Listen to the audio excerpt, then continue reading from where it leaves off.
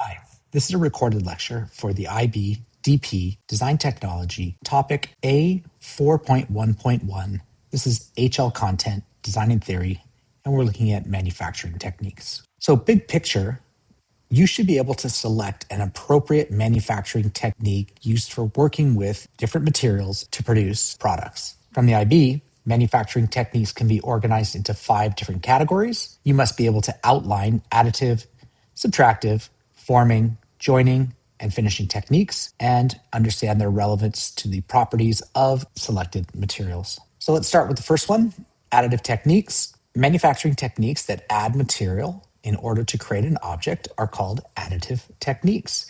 And we can think of these from the topic 2.2.6, rapid prototyping. These are things like 3D printed, might be also laminated object manufacturing, or stereolithography, or selective laser sintering. And that's what you're seeing here. This is selective laser sintering, and it's a way to additively make, especially metal parts. So materials and their properties that work well with additive manufacturing are these. We usually use thermoplastics. So when we 3D print, we're using thermoplastics. Again, that is plastics that we can melt and reform into a different shape. Metals work well with it, resins, and composite materials. And the properties that we need to consider are things like appropriate melting points. So for instance, 3D printed filaments or metals, whether the materials need to be cured like resins, or if they need to be bonded together or adhered together like composites. Some considerations when we're designing are that additive manufacturing techniques don't have much waste. So there's minimal waste, but they're usually best for low volume production or prototyping. You have to really take into account the tolerances between different parts. So this is very important. There can be some post-processing from additive techniques, and we can make complex geometries that just cannot be made in any other way. Especially with things like 3D printing, you can do print-in-place type products that can't be made any other way. This brings us to a second type of manufacturing, which is subtractive manufacturing. So this is a manufacturing technique that cuts away material in order to create a component. This is just a really short 49-second video that shows you a 5-axis mill making this piece right here. This is a little bit longer. This is about a 5-minute video, and it shows you how a CNC machine works. Please watch both of those. So when we're thinking about subtractive manufacturing, we have to think about the machines that we're using. So we can use CNCs, we can use lathes, we can use drill presses, laser cutters, saws like table saws or band saws. And we have a plethora of materials that we can choose from. Wood and metal, ceramics, plastics, glass, and fabric are all possible things that we can use with subtractive manufacturing. Some of the properties, though, we need to consider is how rigid are the materials, so the stiffness of the materials. Depending on the machines that we're using, we might have to consider the hardness of the materials. We have to consider thermal conductivity because the process used by the machines is often based on friction, which creates heat, and we need to understand how that heat is dissipated. We need to think about the toughness of the material. Does it crack easily? Like glass, cutting glass with one of these subtractive manufacturing techniques, which one do we use? And we also have to think about the grain structure. Are we using a fine grain or coarse grain? And this could apply to both wood or metals. We need to pay attention to the machinability of the material. We have to think about, can it be cut and still maintain that tool life and the surface finish that we're trying to achieve. Hardness, density, and stiffness of the materials will affect the tools and the finishes. Very complex geometries can be made, and this of course depends on the number of axes that we're using. Are we using a 3?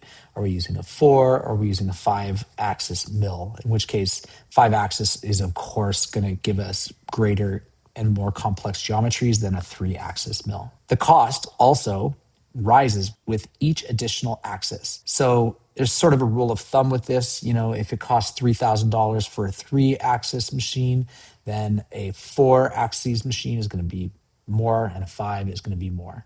You're going to get significant waste, so you get offcuts, and you get something called swarf. I just learned this term. It's kind of interesting. It's an umbrella term for chips and turnings and anything that comes off of a wasting machine. It's ideal for low to medium volume production. This brings us to forming techniques.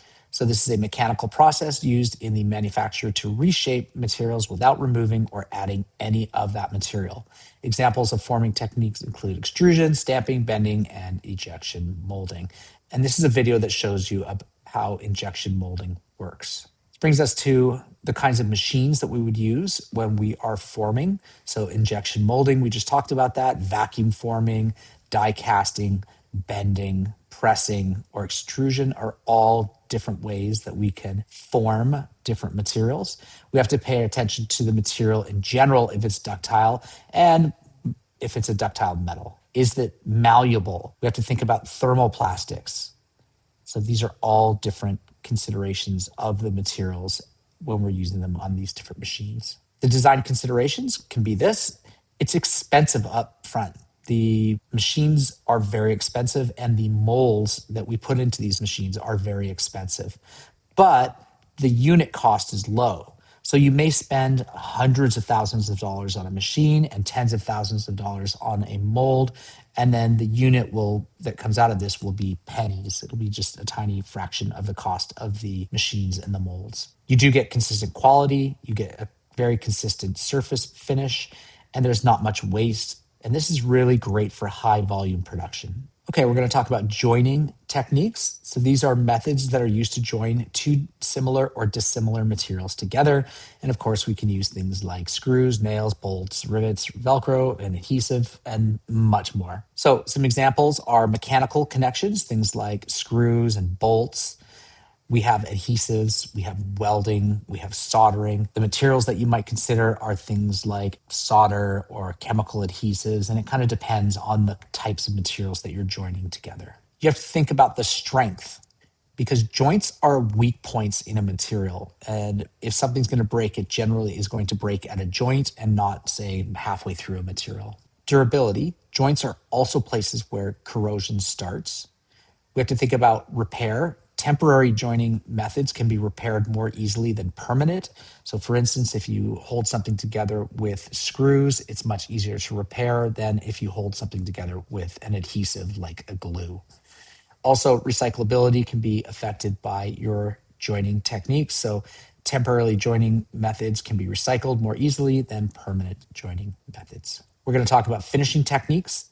So this is a manufacturing process used to finalize the surface of a component in order for it to be bonded to another to improve its aesthetics or provide durability. Some examples could be painting or powder coating, polishing, anodizing, varnishing, or electroplating. And this can be various materials. It could be metals, it could be polymers, it could be wood, and you might also use other chemicals. Considerations when we are finishing a surface, our aesthetic is one of those important ones. So user preference and appeal, durability. A lot of times when we add a finishing technique on a component, it protects it against wear and corrosion, but they're going to also add time, cost, and it also has an environmental impact. And of course, it's going to affect recyclability. So if you've painted a surface, maybe you're not as able to recycle that as you would if you didn't paint a surface. Thank you for watching.